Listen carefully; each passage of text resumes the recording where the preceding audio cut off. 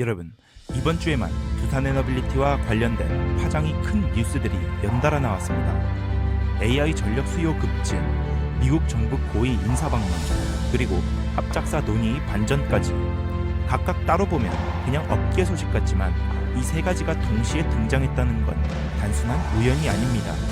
두산을 둘러싼 흐름이 본격적으로 움직이고 있다는 신호일 수 있습니다. 오늘은 이 흐름을 차례대로 짚어보면서 투자자의 눈으로 어떤 기회가 열리고 있는지 보여드리겠습니다.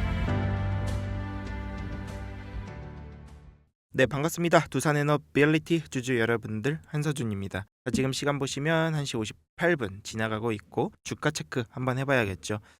똑같습니다. 박스권을 며칠째 그리고 있는지도 모르겠고 지지부진한 모습을 보여주고 있습니다.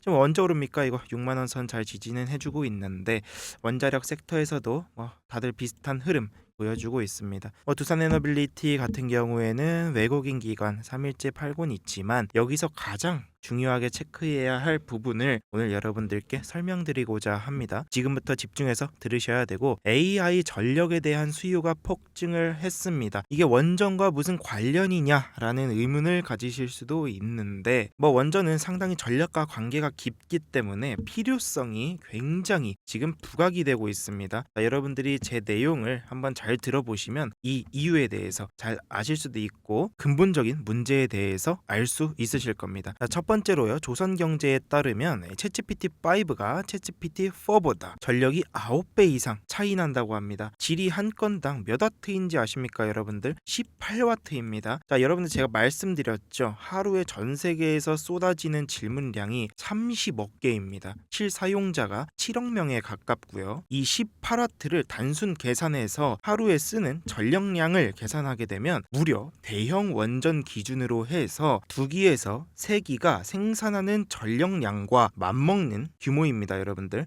이거 보시게 되면요, 국제원자력기구가 내놓은 데이터 자료인데요. 24년도에 415테라와트인데 30년도에는 지금 무려 945테라와트까지 전력 소비량이 나온다고 합니다. 2배 이상 늘어나고 35년도만 돼도요 5.1700테라와트까지 나오는데 이게 얼마나 어마무시한 수치입니까, 여러분들? 지금 거의 4배가량 차이가 나고 있는데 35년도까지 원전이 몇 기나 필요한 겁니까? 실제로는 미국에서 전기 요금이 이미 20년도 대비해서 몇 프로 오른지 아십니까, 여러분들? 30%나 올랐어요. 게다가 데이터 센터가 몰린 지역은요 앞으로 최대 25%나 올라갈 수 있다는 전망까지 나오고 있습니다. 지금도 관리비 월세 내기도 바빠 죽겠는데 이거 어떡합니까? 5년 뒤 10년 뒤에는 큰일 났습니다, 여러분들. 게다가 미국 송전선 있죠. 송전선 같은 경우에는 노후가 굉장히 심합니다, 여러분들.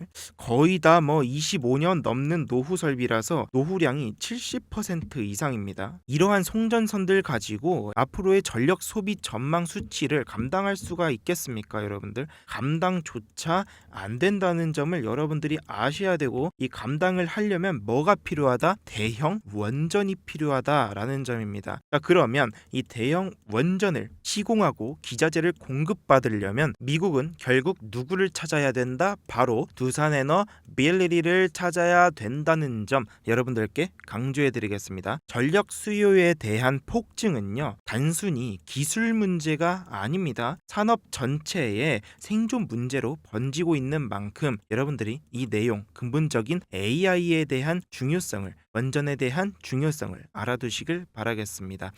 그래서 이 원전이 지금 이 시점에서 더 주목받는 이유 중에 하나고요. 두산 에너빌리티 투자자라면 이 흐름 속에서도 어떤 기회를 잡고 있는지 투자자의 눈으로 명확하게 확인하실 수 있을 겁니다. 지금부터 더 중요한 이야기를 드릴 건데 구독과 좋아요 먼저 눌러주시고 시청해 주신다면 굉장히 큰 힘이 될 것 같습니다. 여러분들, 지금부터 이러한 배경을 바탕으로 미국은 어떻게 움직이고 있는지 직접 보여드리겠습니다. 지금 원전 필요성과 미국과의 협력 주제인데, 지금 보시면 어제 나온 기사입니다.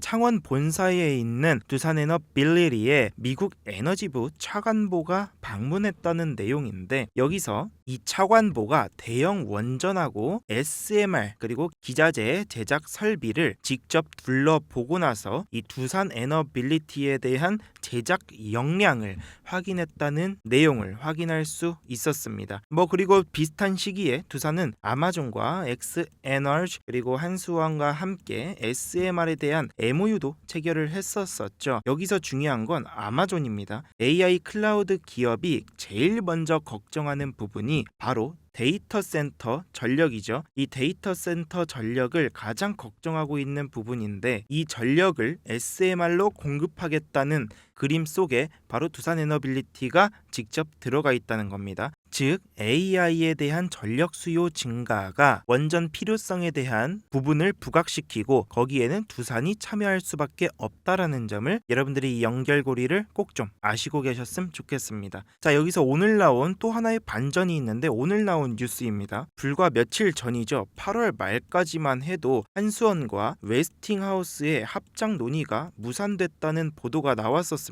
자, 여러분들도 아실 거예요. 제가 영상에서도 올려드렸다시피 보셨을 겁니다.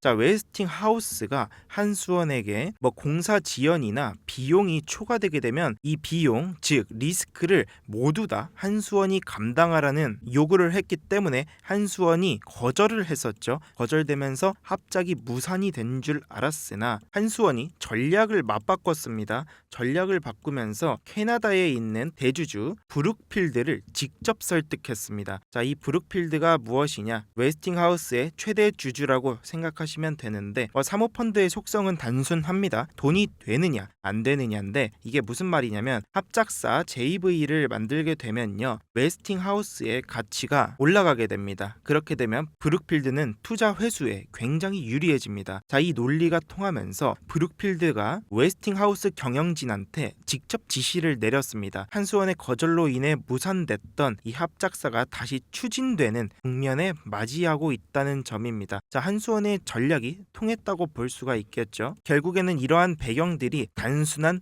해프닝이 아니다라는 점을 아셔야 됩니다. 한국 원전 수출 체계가 제도적으로도 탄탄한 그 기반이 마련되고 있는 과정이라는 점을 여러분들이 두산에너빌리티에 대한 투자자라면 아셔야 되는 부분입니다. 자, 그래서 오늘 여러분들과 했던 이야기를 좀 정리를 하자면, AI에 대한 전력 수요가 폭증하면서 미국 같은 경우에도 원전에 대한 필요성을 느끼면서 25년도에 100기가와트이던 원전 발전 용량을 50년도까지 400기가와트까지 늘린다고 선언을 하면서 원자력에 대한 필요성을 다시 한 번 더 끌어올리고 있는 추세입니다. 자, 이 타이밍에 두산에너빌리티 같은 경우에도 미국 정부 인사들 방문과 함께 아마존과 연결된 SMR 협력 속에서도 글로벌 원전 공급망의 핵심으로 자리를 잡았다는 점, 그리고 불과 며칠 전 무산되었던 합작 논의가 대주주 개입으로 인해 다시 추진되면서 한국 원전 수출 체계가 제도적으로 더 강화되고 있습니다. 두산에너빌리티는 단순한 원전주가 아니라 AI 시대 전력 인프라에 중심을 쥔 기업으로 변모해 가고 있다는 점을 여러분들이 투자자라면 이 변화를 긍정적으로 주목해야 됩니다. 자, 오늘 영상 만약에 조금이라도 도움이 되셨다면요, 구독과 좋아요 한 번만 눌러주시고, 여러분들이 투자에 있어서 이런 시장의 큰 흐름을 놓치고 싶지 않다 하시면 구독과 좋아요, 응원 댓글까지 꼭 부탁드리겠습니다. 자, 오늘도 정말 시청해주셔서 감사드리고요. 한서준은 내일 다시 오겠습니다. 오늘 하루도 고생 많으셨습니다, 여러분들.